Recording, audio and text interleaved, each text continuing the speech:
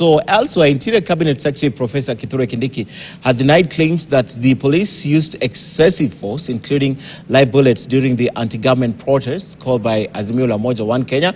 Appearing before members of parliament on Wednesday, that's today, Kindiki said any police officer found to have violated the law will face it. Kindiki also came under fire from angry members of parliament over the escalating bandit attacks despite the ongoing security operation in North Rift region. KTN's Daniel Kariuki reports.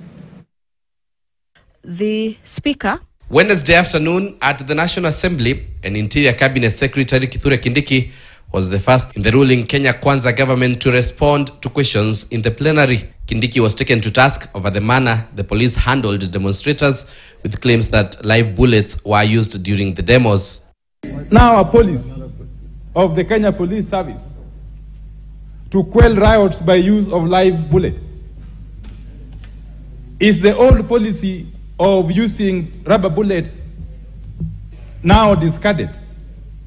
And if so, when did this change in policy occur? Are shoot to kill orders the acceptable by this regime of Kenya Kwanza that you serve? And do the police bosses understand the constitution and the right of Kenyans to be able to picket under Article 37? There are no shoot to kill orders.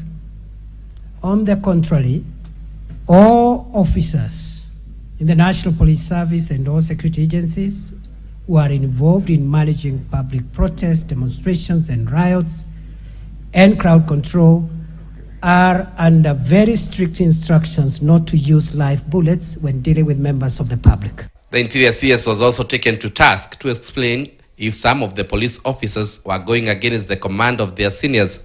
This coming days after Boda chairman Willis Kiraku Mugambi was reportedly shot dead under unclear circumstances in Chuka town. Whoever is responsible will be prosecuted. And two, if the person has died in the hands of our officers, the procedures for compensation will ensue.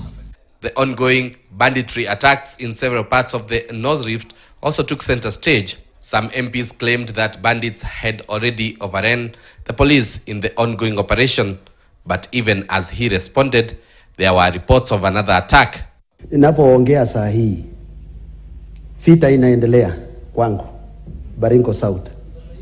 Sasa hivi ninapoongea, na kijana mmoja tumepoteza maisha, watatu wameumia. 10 bandits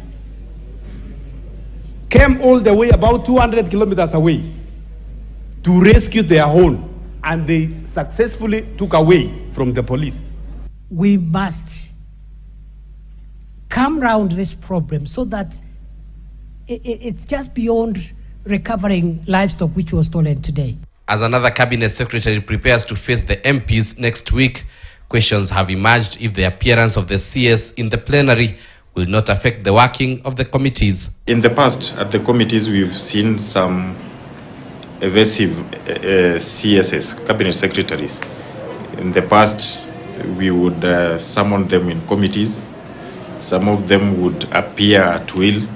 Some of them would respond to questions shallowly. It is a process that is going to ensure that there is accountability both on the floor of the House and in committees. Daniel Kariuki, KTN News, Nairobi. Away from that, Parliament now wants the government to discontinue